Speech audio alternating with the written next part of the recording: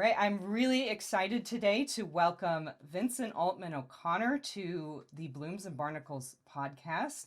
I'm going to let him introduce himself here in a moment, but I just want to say that his writing has really changed the way I look at certain aspects of Ulysses. So I think for all you listeners out there, this is going to be a really interesting and maybe controversial conversation. So, Vincent, can you tell us a little bit about yourself? Well, first of all, Kelly, let me wish you a Céad Míle Fáilte go Glasnevin. Welcome to Glasnevin, the dead centre of Dublin, but I'm sure you've heard that one before. My name is Vincent Altman O'Connor, yeah, and I'm a Dubliner, and I can tell you with a Jewish name like Altman and an Irish name like O'Connor, not to mention the fact that my grandfather worked at Dublin's cattle market, you won't be surprised to hear that I'm frequently asked questions about Leopold Bloom. And coincidentally, my partner Colette hails from County Limerick, not too far from the village of Shanagolden, and she finds herself on occasions having to sidestep questions about the citizen and his reluctance to return home to his native parish. And until recently, or as Joyce himself might say, I cultivated the pluter-perfect imperturbability of the Department of Agriculture in Dublin, where I worked in Kildare Street. But I'm retired now, and in my spare time, I play the piano. And you might be interested to know that some years ago, I did a few gigs with Irish bluesman Don Baker in your hometown of Portland. And it was a great 2 weeks, I can tell you. And further south in Corvallis lives my great friend Neil Davison, who's Professor of English at Oregon State University. And Neil is regarded as one of the leading lights in what has become known as Jewish Joyce. And you might have read his latest piece on Altman the Saltman in the Journal of Modern Literature last year, or 2019.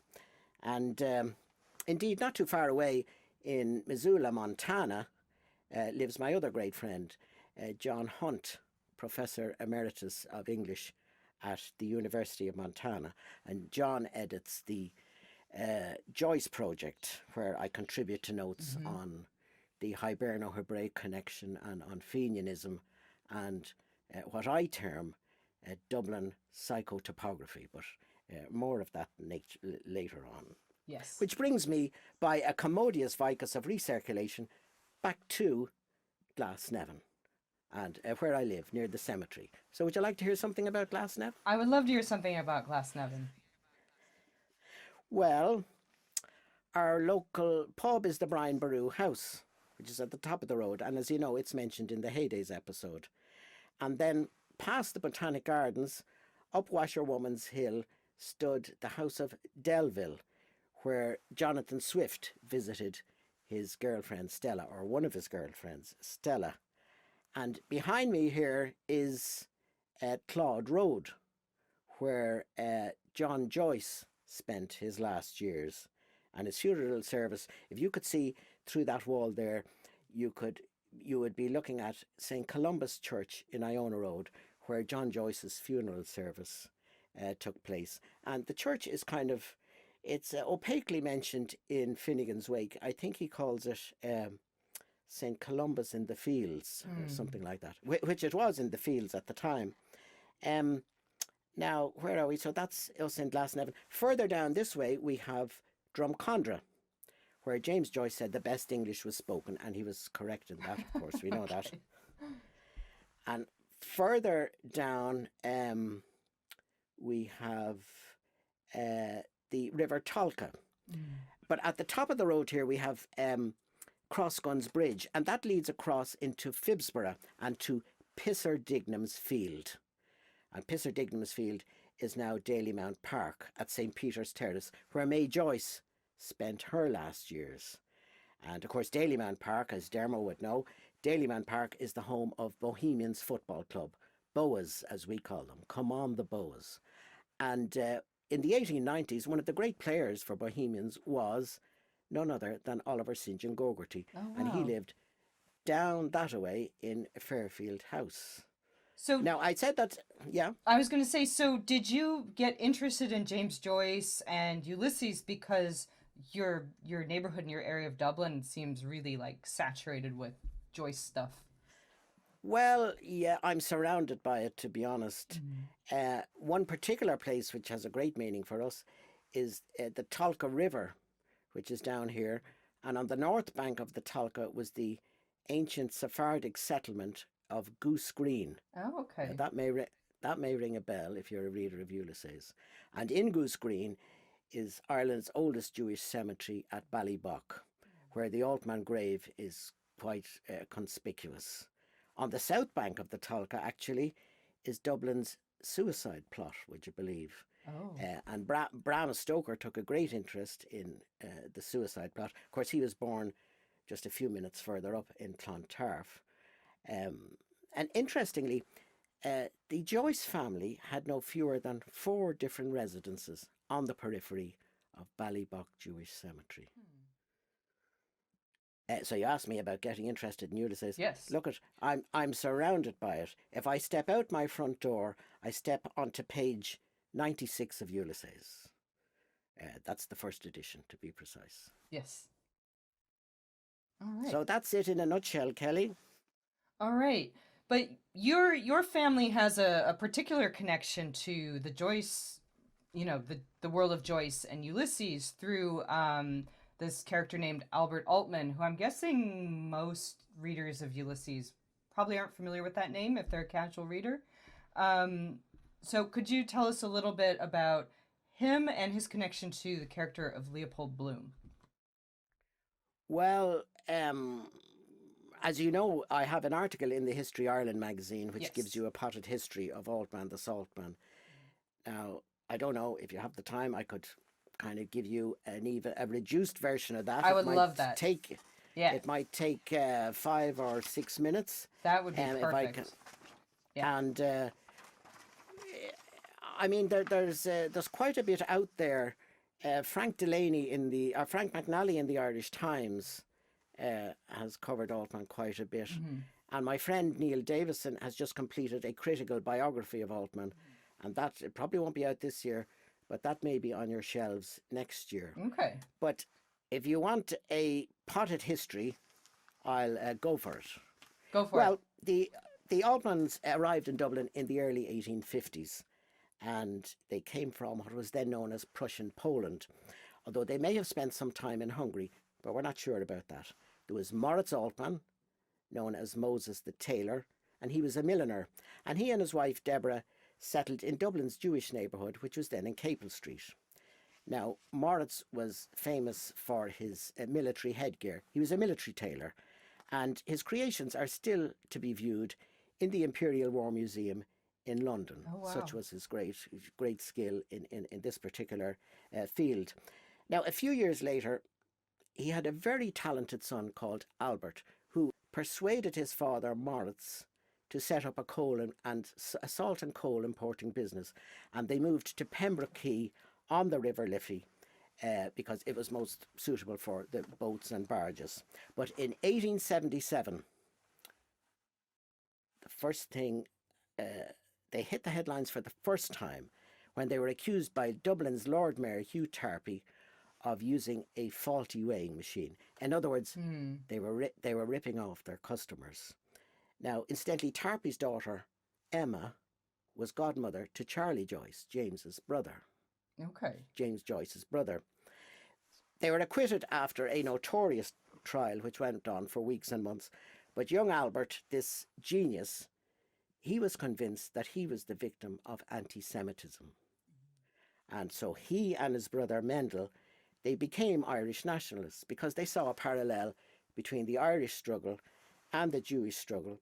And of course, it wasn't long before the press reported their support for Parnell and their membership of the Land League.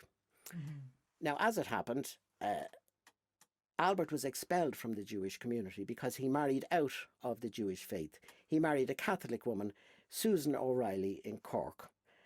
And her cousin, the Fenian Dennis F. Burke, was amongst those Fenians who had planned the cunning escape of James Stephens from prison. But ironically, Susan's brother Thomas was a chaplain in the British Army, and he was stationed for a time in Gibraltar. And he died from sunstroke, would you believe, after the Battle of Tel el-Kebir in Egypt, where Sir Garnet Wolseley had defeated the Arabi Pasha. Now, the couple's firstborn was a girl. She was known as, she had loads of names, Mary Deborah, Mim, Mamie, or Mimi. And she was reputed to be Dublin's most beautiful woman. And she was a gifted singer and a pianist. But their second boy, Bertie, died shortly after birth. And that may ring a bell. Yeah, there's a lot of familiar details in there. Well, the Altmans lived at number 11 Usher's Island, and their vast salt warehouse was on Bridgeford Street, what's called at the top of the hill on Bridgeford Street, opposite St. Catherine's Church, where Robert Emmet had been executed in 1803. And their stables were in Island Street, just off Watling Street, which reminds you, I suppose, of Wandering Rocks. So, as you can imagine, it wasn't long before the Altmans came to the attention of Dublin Castle, the British authorities at Dublin Castle. And then their mother, Deborah, died, and she would be my great-great-grandmother, and she is buried in Ballybough Jewish Cemetery that I mentioned earlier. And it all became too much for their aged father, Moritz, who by this time was blind, and he relocated to Aldershot military camp in England because he was a military tailor. And soon afterwards, a broken-hearted Moritz died after taking poison, and the coroner recorded death by misadventure. That might ring another bell with you. But back in Dublin, young Albert and Mendel became leading members of the Irish Home Manufacturers Association, where one of their comrades was James Carey, the Invincible later turned informer. And when the Invincibles assassinated the British officials Burke and Cavendish in the Phoenix Park, the Irish Home Manufacturers Association condemned the murders, but Albert was castigated for his peripheral association with the conspiracy. In fact, Joe Brady, who was hanged, mentioned Altman at the trial. And of course, from thence on, the Altmans were considered to be Fenian sympathisers. And a good few years later, in 1896, Albert hit the headlines yet again, when he revealed that Dublin's Lord Mayor McCoy had not paid his taxes. Now, Albert had, by fair means or foul, he had managed to peruse the rates books for 1893, and this was the year, coincidentally, that John Joyce had been dismissed from the rates office for a so-called political offence. And Lord Mayor McCoy's spectacular fall from grace was described in the press as a crushing defeat. And after that, Albert's Catholic wife Susan died, and what did he do? Then he went off and married a Protestant, Victoria Olive Corbett, in Belfast. And Albert was 44 years of age, and young Victoria was 17. And this, of course, created another scandal. And Victoria and Albert, as they were called, lived in Golden Bridge House in Chicore, and a plaque to Susan is displayed in the nearby Oblet Church, which should ring another bell. After that, they moved again to the upmarket Pembroke Road, and Mimi, that's the daughter, she never got on with her father's young wife, who was the same age practically. So she left, she moved out, and she moved to Strand Road in Sandymount. And next door would become the house of James and Greta Cousins, where, coincidentally, Joyce stayed. After many failed attempts, Albert Altman was eventually elected to Dublin Corporation in 1902. But although he was a member of the United Irish League, he was endorsed by the Labour Electoral Association and, amazingly, Arthur Griffith in the United Irishmen, much to the chagrin of John Redmond, who was leader of the Irish Parliamentary Party at Westminster. And he was re-elected in 1903 after a very nasty anti-Semitic campaign. And he voted against the Address of Welcome to King Edward VII. And he hit the headlines yet again. I mean, he was never out of the headlines, when he sensationally accused Dublin's leading politicians of not paying their rates. And just as these politicians rushed to the rates office to settle their debts, Albert Altman was reported dead. And his funeral from Pembroke Road to Glasnevin is almost identical to Paddy Digname's, and his grave is a few metres from Matthew Kane's. And he was succeeded on the corporation by his brother Mendel, who lived in Stoneybatter. And Mendel's daughters were Sissy and Edie, and his son Emmanuel, who's my grandfather, he was an inspector at Dublin's cattle market, where his office, as he called it, was in the bar of the Sitting Arms Hotel. And my grandmother used to say, your granddad spends an awful lot of time in the office. We didn't understand what that meant for a while. Okay. Another son, Albert Joseph, was in the same class as James Joyce in O'Connell's schools. And shortly before he died in 1963, my grandfather, Emmanuel, his full name was Emmanuel Columbus Patrick Altman, or ECP. He was known as ECP. And speaking of the part played by his family in the Irish independence movement, he said, rather ruefully, the Altmans never got the credit because they were Jewish, and nobody remembers them now. Shin Shin. Yeah, that's that. Interesting. So, as you pointed out yourself, there seems to be a lot of parallels and well-known names certainly connected with Ulysses and Joyce. And, rather than continuing to beat around the bush, I think the idea is that Albert Altman played he was sort of an inspiration for the character that would become Leopold Bloom. Like, obviously there are a lot of people who are kind of rolled into Leopold Bloom. He's not a one-to-one. Yes. He wouldn't be the only Irish Jew either. I mean, I'm fairly familiar with the history of the Irish Jewish community, and there's also in there is Joe Edelstein, there's Michael Noyack, there's Lewis Harris, who was the first elected Jewish Lord Mayor of Dublin, but he died a day before taking office. There's many others. Bethel Solomons, whose father is mentioned in Ulysses. So it's quite a composite. And my take on the whole thing is that Altman the Sultan is simply part of the composite. I think there's two sides of the coin. There's the Irish Jews with, say, Altman at the top, and there's the Triestine Jews with Svevo at the top. Yes. But there are two sides of the same coin. I think I was speaking at the Trieste Summer School a few years ago, and I think the details of Bloom's life seem to chime with Altman. Mm-hmm. But I suspect his personality is more Svevo. Yes. Yeah. That's the way. Yeah, I know when I was doing research on this topic long ago before it turned into a blog and a podcast, I would come across this quote from Padraig Callan, which seemed to be repeated by a lot of other commentators. And I'll read the quote, and it says, "It is odd that the creator of the most outstanding Jew in modern literature did not at that time know any of the Jewish community in Dublin." And what's so fascinated me about your writing is that it's a direct disagreement, I guess, with that sentiment.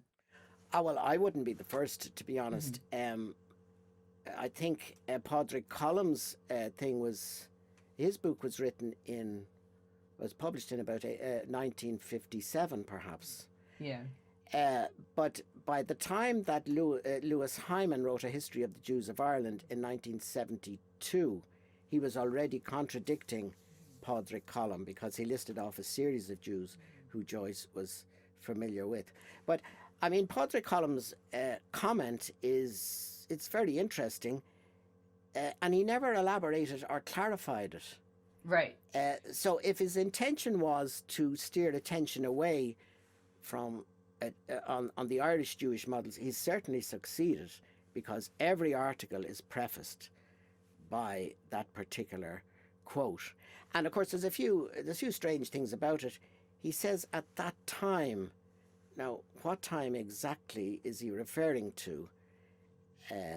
I often wonder. I own his book, so I read it in context, and he's talking about Joyce's younger years, maybe like his late teens or early 20s, when he would have been like a university student. So kind of when he really started writing in earnest, and when he was still living in Dublin full time. Yeah, he also says that Joyce did not know. Does he mean know personally or know of? He says there are a few like Jewish people that Joyce would have been acquaintances with, but they were like I don't know if like lapsed Jew is the right word, but they weren't particularly religious or culturally Jewish. And just his whole point is that Joyce didn't really know any Jewish people in Dublin, even though he's most famous for writing about a Dublin Jew. He met lots of Jews in Trieste, but not so much in Dublin. Well, as I said, if, for example, Altman the Saltman was seldom out of the headlines, and Joyce was famous for making it his business to be informed about everything that happened in Dublin, how can we reconcile these two Right. things, you know? And of course, the funny thing about Padraig Colum is that Padraig Colum introduced Joyce to Jews like the Sinclair brothers who are mentioned in Ulysses.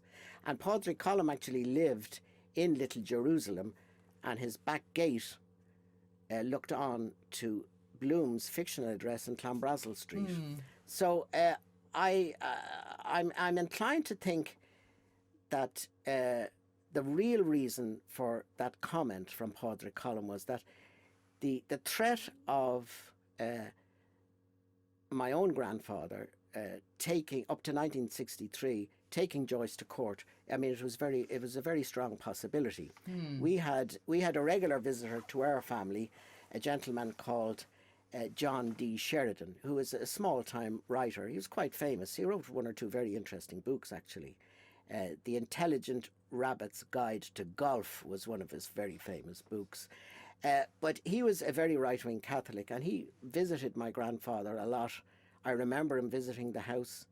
He'd bring me a packet of Tato crisps. I know Dermot's a great fan of Tato crisps. Yes. This was before Dermot's time, but in the early days they came with a little sachet of salt. And of course this was a great trigger for conversation about salt. But he tried to get my grandfather to read Ulysses. But of course my grandfather wouldn't have anything to do with James Joyce's smutty book. And eventually there was a row. And that was the last we heard of John D. Sheridan. Okay. Yeah. It seems like based on all that you've told us about Albert Altman so far, that you'd think there would be more recognition of him in scholarship around James Joyce and Ulysses. So why hasn't he been recognized more by scholars until recently? Well, oh my goodness, how long have you got? um, you see, I mean, that immediately raises another question as to whether is it absolutely necessary that a reader know who a fictional character is based on whom it's based. I mean, there are those who'd say all you need to know about Leopold Bloom is between the covers of Joyce's book. But of course, we encounter so many enigmas and puzzles in Ulysses that the reader is goaded and provoked into exploring the extra textual, you know, in the hope that the historical backdrop will yield up some vital clue. And oh, by the way, I have a wonderful quote for you on that. Let's hear it. It's my all-time favorite quote. It's from Surface and Symbol, my favorite book on Joyce, by Robert M. Adams. And he says, in all one's thinking about social reality in Ulysses, unless I am badly mistaken, there glimmers before one the hope that if one digs a little deeper or explores a little further, a special fact will emerge which draws everything together and causes all the disparate details now hanging in suspension to fall into sudden order. It is always conceivable that a new way of looking at Ulysses will be found, which at a stroke will reduce to miraculous harmony all the books and all the books' symbols. When this happens, the fellow who has called it impossible will look very silly indeed. Written in 1962, would you believe? So, we've spent nearly 100 years trying to find this special fact. That's if it exists at all. But in my view, it's to be found in the life lived of one of Joyce's real life models. And as you probably know, Vivien Igoe's book, The Real People of Joyce's Ulysses. This is a wonderful tome. It should be on everybody's shelf. You know, she curiously enough lists Leopold Bloom as one of the real people. That is curious. Yes, which means, of course, that for readers of Joyce, we must always be aware that the difference between fact and fiction is not so obvious. You have to read Ulysses and all Joyce's work with one foot in fact and the other foot in fiction, you know. And, you know, it's funny when you think about Vivien Igoe's book, because there are hundreds of fictional characters here who are based on real people, but why is there this sense of this lack of knowledge about Joyce's most profound characters? Now we know who Stephen Dedalus is, but we're still struggling with who Leopold Bloom and Molly Bloom were, and why this coyness on Joyce's part. Now I know the reason. What is it? The reason is obvious. Well, let's put it this way, and I hope I won't have to take the aeroplane to Salem, because Dermot might take me to court. But if I wrote a book about Dermot misbehaving on Cannon Beach in front of young ladies, I'm sure Dermot would love to see me in court. Yes. Yeah. We won't. I'm not casting any aspersions on poor old Dermo there now, but your point is well made. Yeah, I mean, it was imperative for Joyce that he snuff out any suggestion that Bloom was based on a living Irish Jew, many of whom I can tell you were very, very litigious people. Was there was actually a libel case? Was it Reuben J. Dodd? I think that actually went through the courts. Well, that was 1957, and it was in the years after that, from about 58 to 63, that we had these visits from this gentleman writer that I was telling you about. But, I think nowadays, I was just looking at an old Irish Times review of Vivien Igoe's book by Terence Callan, and he's one of the great Bloom hunters, pun intended. And Terence Callan says that Joyce's rescue by Alfred H. Hunter is nothing but an old canard. So Terence, I suppose, is putting forward the view, which has been added to recently by Mark A. Mamagonian in the James Joyce Quarterly, that from the get-go, Joyce had to conceal the identity of Leopold Bloom, because he would have ended up in court.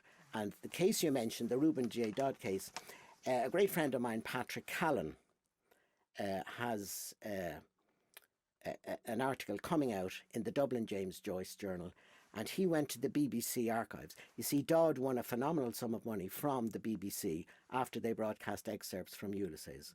But Patrick said to me, he said, when I was at the BBC researching the Dodd case, what do I come across? Only their legal advice prior to the broadcast. And the BBC they didn't know much about poor old Dodd. The BBC were focused on, was there any descendants of the Blooms still alive? That was their main concern. So Patrick Callan's article, which will be an exceptionally important piece of work, will be coming out in the Dublin James Joyce Journal, I think the next edition. Well worth the read. Yeah, I'm excited to read that. That's very interesting. Okay. Let's see here. So, has any of your research into Altman's life been controversial at all, or has there been any pushback? Because I think we mentioned Alfred Hunter. He's always been seen as that's who Bloom was, but that's kind of reversed in recent years, I'd say. But has there been any pushback against your work?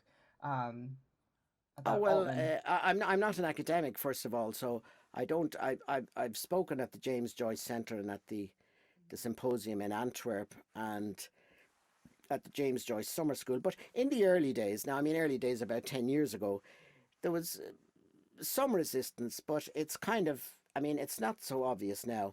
I mean, look at, if you put your head above the parapet and say that an obscure, well, not obscure, but that an unknown Dublin salt merchant is the real life model for one of the most provocative and controversial Jewish characters in literature, I mean, you're asking for it.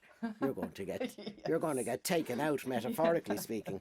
But I mean, from the get-go, I was very encouraged by Neil Davison, by John Hunt, and by Professor Cormac O'Grada, who wrote Jewish Ireland in the Age of Joyce, and by Bruce Stewart of the Ricorso website, and by Luca Crispi, and by some others. But to be honest, to be truthful about it, most academics were indifferent at the best, you know. I mean, I think those who get Altman, the Saltman, if you like, are younger people, students, younger academics, journalists, and particularly, would you believe it, women, for some reason.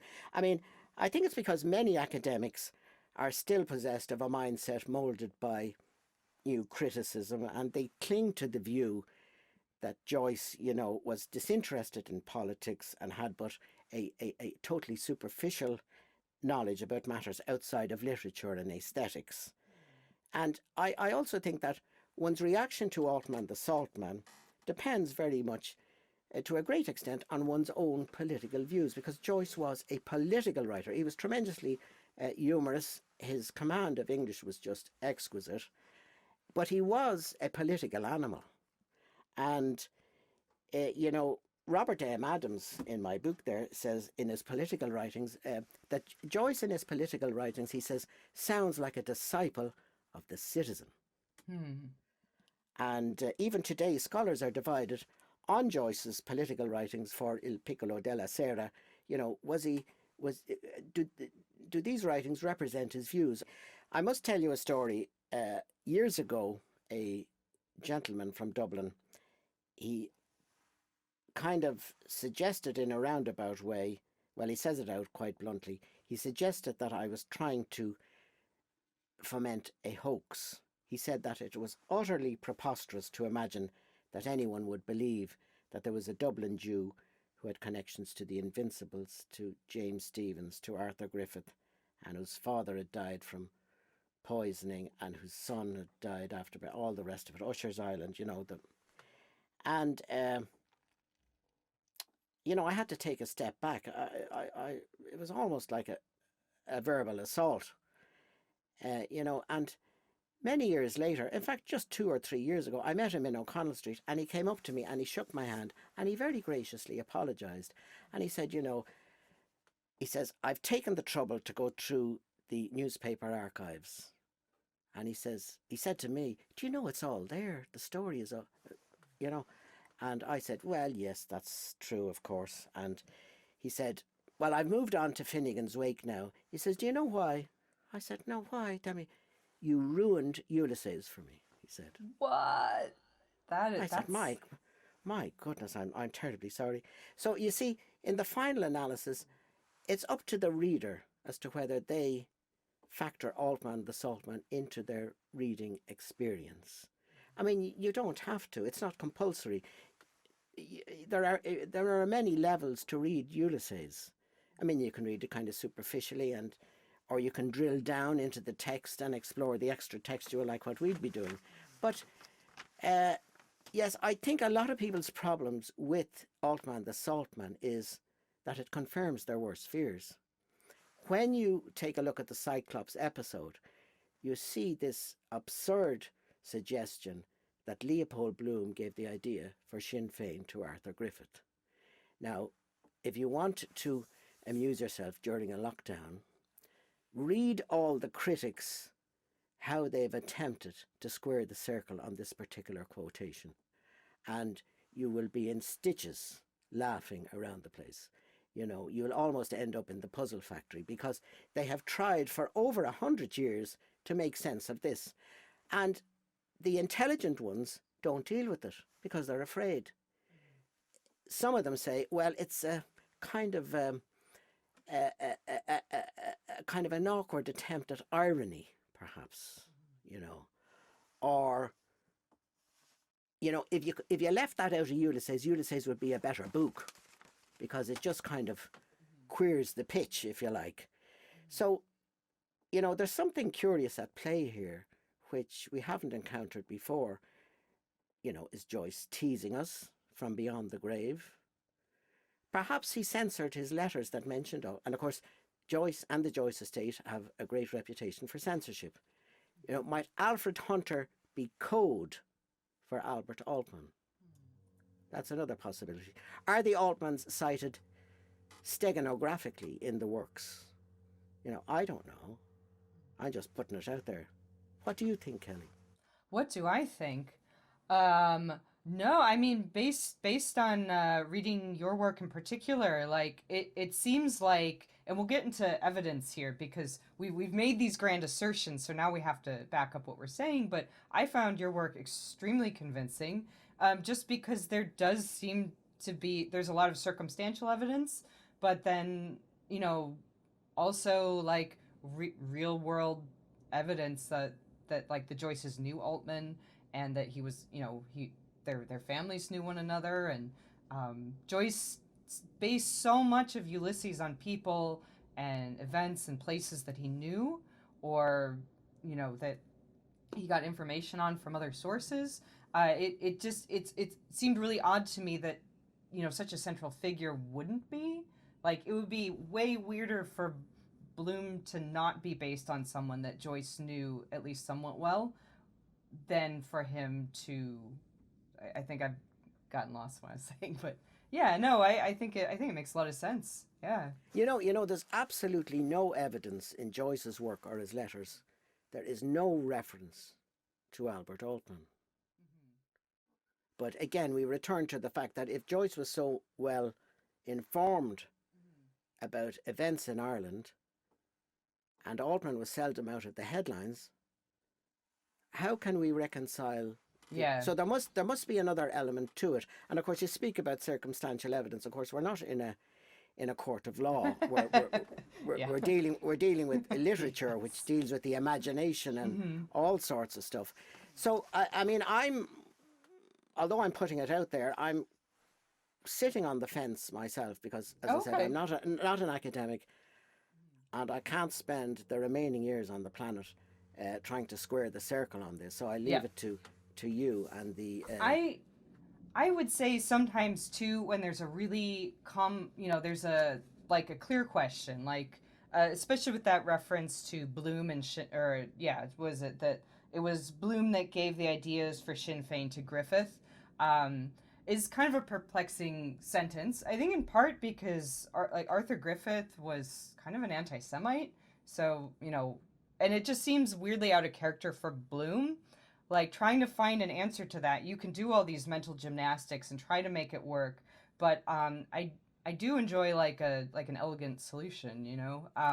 It's a sort of what is it, Occam's razor? Like, it's the it's this the simplest solution, like draw a line from A to B rather than trying to do. And I mean, yeah, with literature, like a lot of it is imagination, a lot of it is based on interpretation, but Joyce is kind of stands out as someone who based so much on his biography and his experience. He really did want Ulysses to be a certain kind of accurate, that it makes sense to me that he would bury all these little clues to real people that his family knew in Dublin. So, well, first of all, all of the commentary on Arthur Griffith since Ulysses was published highlights his anti-Semitism at the time of the Limerick boycott of Jews. And that is very, very true.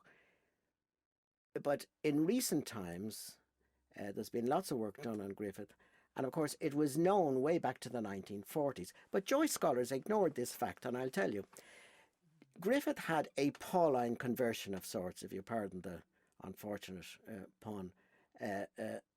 In 1909, Griffith became very pro-Jewish, at the time of the formation of the Judeo-Irish Home Rule Association.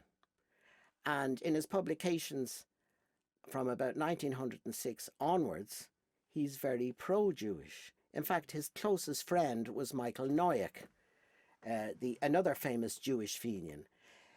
And in my view, Joyce wouldn't have stuck with Griffith unless this change had come about. And you mentioned about hints in the text. Now, I'm going to deal with a lot of these in my own YouTube pieces, but I invented this term, coded psychotopographic allusions. And a few years ago in Trieste, one very nice academic lady said to me, she said, I know what you're trying to get at, but why don't you call them submerged citations? And that was good, but I'm still not sure that conveys what I'm trying to say. I'll give you one example. Now, there are loads of examples in Ulysses. In the Cyclops episode, a Michael Geraghty of number 29 Arbor Hill owes Moses Herzog, a Jewish sugar merchant of number 13 St. Kevin's Parade, he owes him a sum of money, as we know from the start of the Cyclops episode. And we know that James Joyce, he mined Tom's street directory for kind of local colour.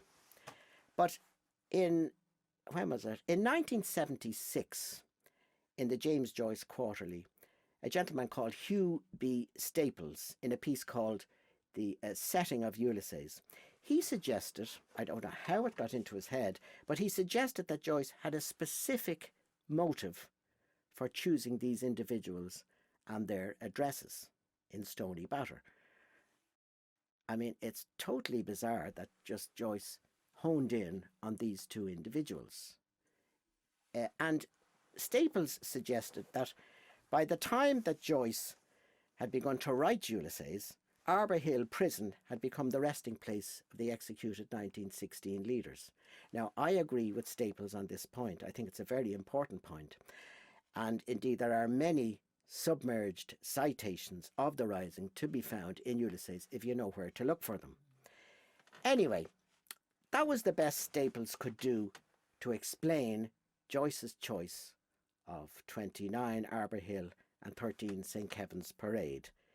In fact, St. Kevin's Parade is not in Arbor Hill at all. It's in Little Jerusalem in Clanbrassil Street. But anyway, but I was left asking the question, a bit like that O Lieber and Stoller song sung by Peggy Lee, is that all there is?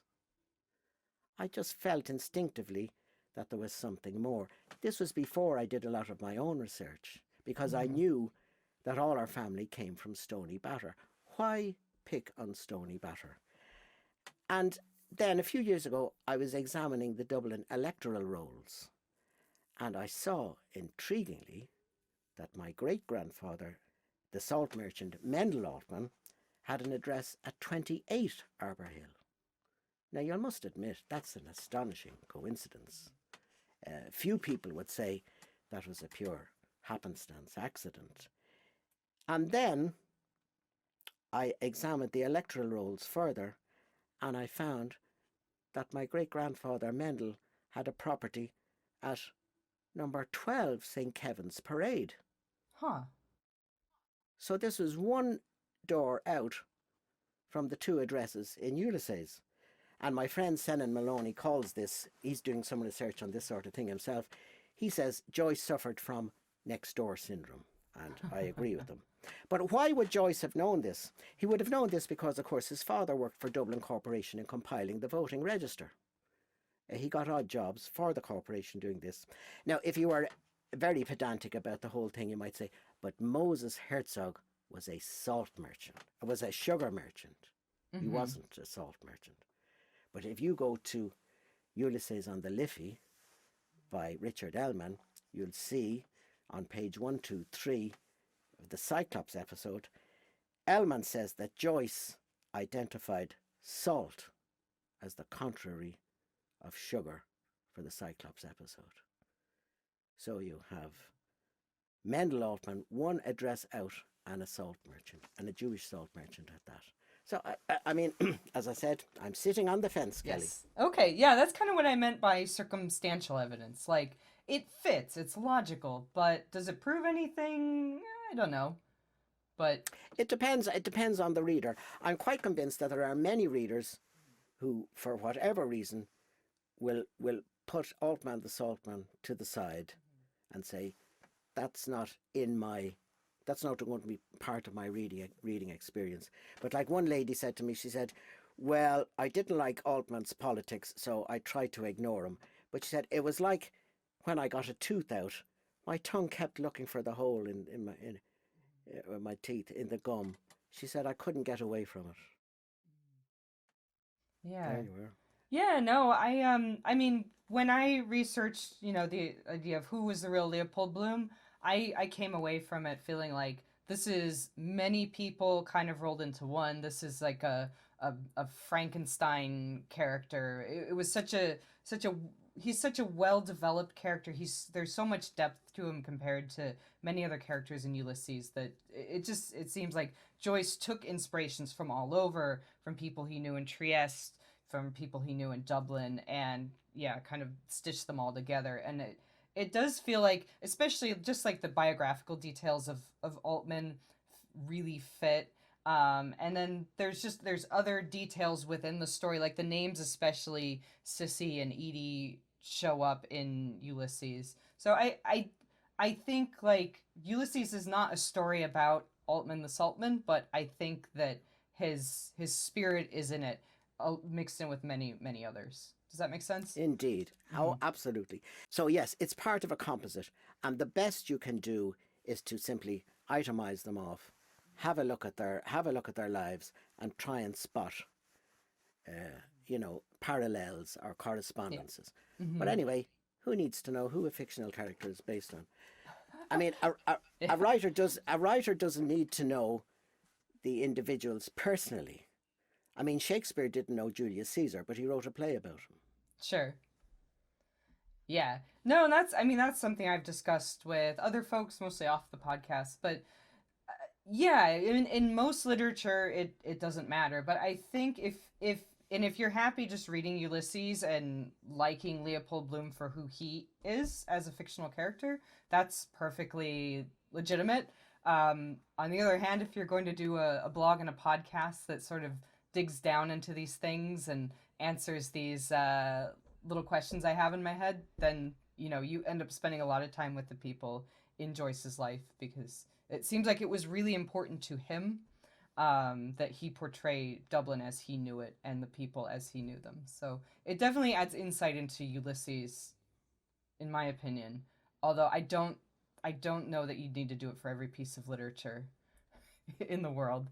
But I hope not, yeah. anyway. Yeah, but I mean, Joyce did. It seems like he did like extensive like research, I guess you could call it, of like a lot of correspondence with family and friends in Dublin. Like, where was this located? Who was this person? What did they do? And that he did that level of digging when he wrote Ulysses. So if you want a deeper understanding of Ulysses, that seems like to me like an important part of gaining that understanding. It was said to me one time, it's a bit like the discovery of the Dark Lady of the Sonnets by A.K. Rouse in the 1970s. I mean, when that hit the Shakespearean world community, it was hailed as a great discovery, because there was definitely something in it. But then this pendulum swung back, and A.K. Rouse went out of fashion a bit, and now it's kind of working its way back again.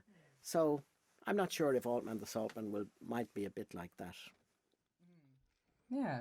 Well, I'm really excited to talk about him anyway. He's really interesting to me. Um, let's see here. You mentioned your coded psychotropographic allusions. I hope I'm saying that correctly. Did you talked a little bit about that? Were there any other that you wanted to mention or share, or are you going to save that for your own YouTube series? Well, I'll save next door syndrome for I'll give you one more then. You know that Altman's daughter, as I said, moved to Strand Road in Sandymount. She's directly facing Leopold or Stephen Dedalus on the Strand. It's about 100 paces. And when he's on the Strand, picking his nose, if that's what he's doing, and there could be children watching. He does worse things than pick his nose. If he's doing that, at that moment, he's looking at Mim Altman's house. Or no, he has his back to Mim Altman's house, and he says, rear regardant. He looks around. Can anybody see me? He says.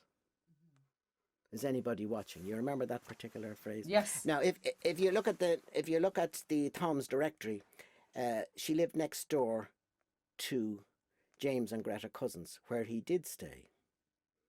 So I don't know whether that's a bit spooky or. Have a look at it on the map. Yeah. It's very spooky. Yeah. Okay, I will definitely do that. Cool. All right. Well, then we mentioned your YouTube series. So Yes. I've kind of worked my way through all the big questions I had for you here. So Right. I'll give you a chance now to kind of plug your own upcoming work, which I am very excited about. Tell us a little bit about your YouTube series, and then anything else you want our listeners to know about your work. Well, I've nothing more to say, really. Well, what I mean by that is if they want to read your writing or see your YouTube videos, how can they find you? Oh, yes. Well, this year, I was scheduled to speak at Omni Scientific Joyce in Trieste last year. So it was suggested that we put our pieces out online or print them or get them published in some way.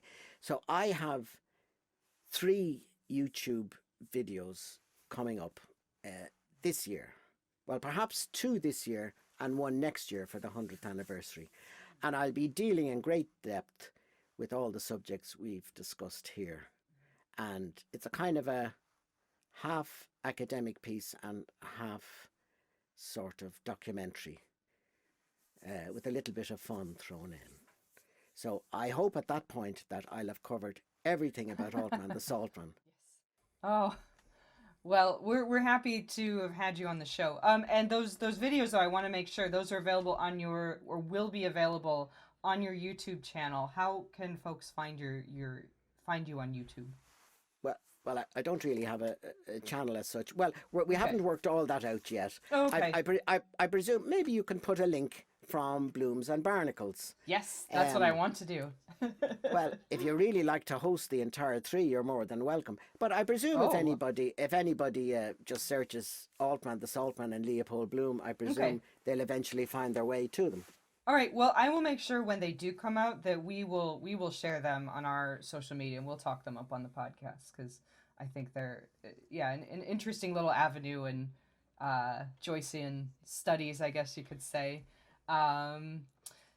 Vincent Altman O'Connor, thank you so much for giving us some of your precious time. This was really, really enjoyable for me, and like I said, I am thrilled to have had you on our show. Well, tá fáilte road, Kelly. All right. Thank you. Thank you, and goodbye. Bye-bye now.